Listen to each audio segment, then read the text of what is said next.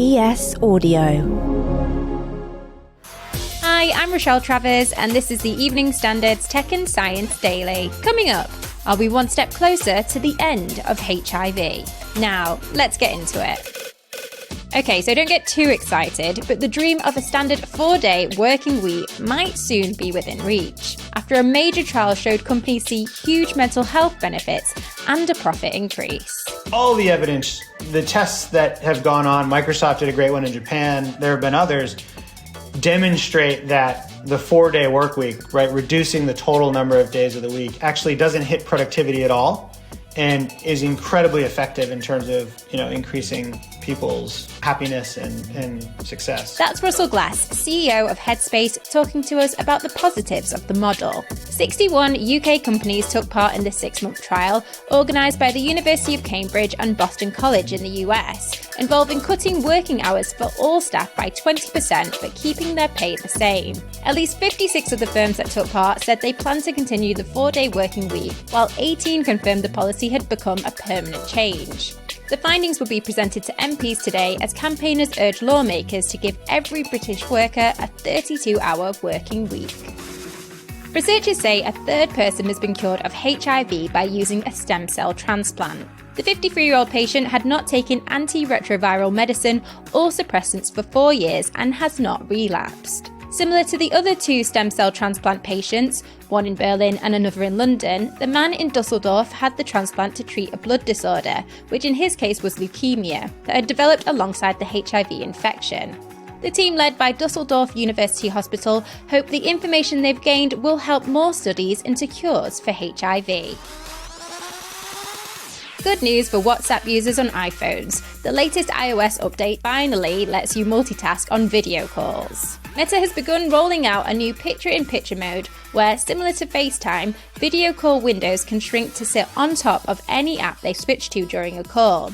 A feature that many Apple and WhatsApp fans have been calling on for a while. Previously, if you tried to do something else like reply to a message or look something up online during a call, then your video would be paused, which wasn't always the best for those of us who might have been pretending to listen.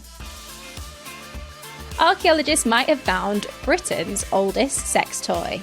It has more wear at both ends than in the middle, which means that when it was used, when it was being handled, it was mostly being handled at both ends, but not necessarily in the middle. So a sex object, specifically a dildo, was one of those possibilities. That's Dr. Robert Collins from Newcastle University, who along with a team of archaeologists, including some from the University of Dublin, have reassessed a Roman artefact found near Hadrian's Wall. It was discovered in 1992 in a Roman rubbish dump, but was only recently looked at in more detail. And Robert told us they're still not 100% what it was actually used for. This could possibly be a pestle, an object used to grind up, ingredients for food or medicines. It's possible that it could be one component of a larger object like a statue. It could be there was a carving of a god and that the phallus was carved separately and then inserted into the statue. Dr. Roberts says he hopes this will prompt curators to look again at their collections for similar objects.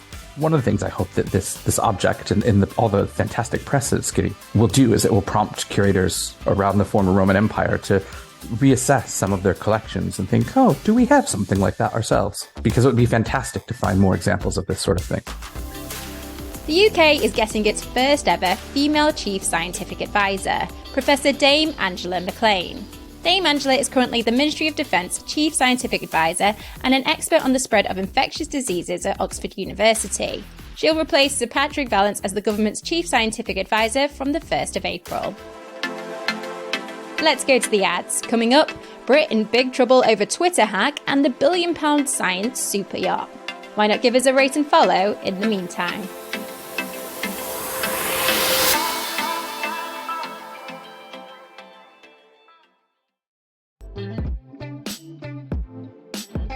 Welcome back.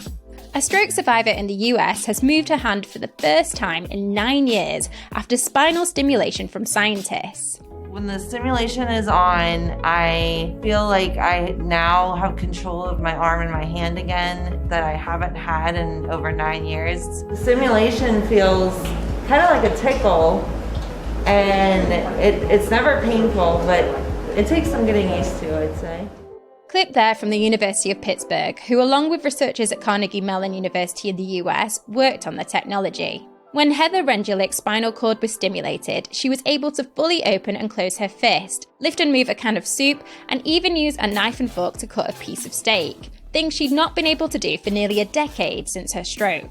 The researchers said the benefits of spinal cord stimulation have been shown to last for up to 4 weeks afterwards, and with no serious side effects. A Spanish court is extraditing a British man to the US over the suspected hacking of celebrities' Twitter accounts. He faces several charges in connection with the July 2020 hack of more than 130 people, including US President Joe Biden, Bill Gates, and Elon Musk.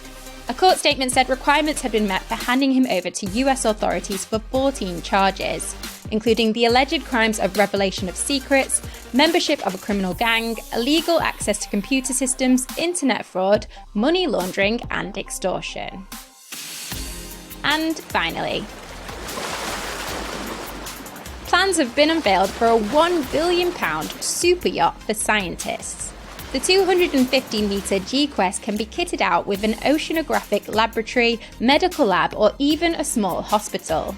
Designed by Californian Steve Kozlov, he wanted the vessel to allow its owner to oversee their philanthropic efforts while living in luxury at sea. Well, if there's also room for a tech and science podcast aboard, they know where we are.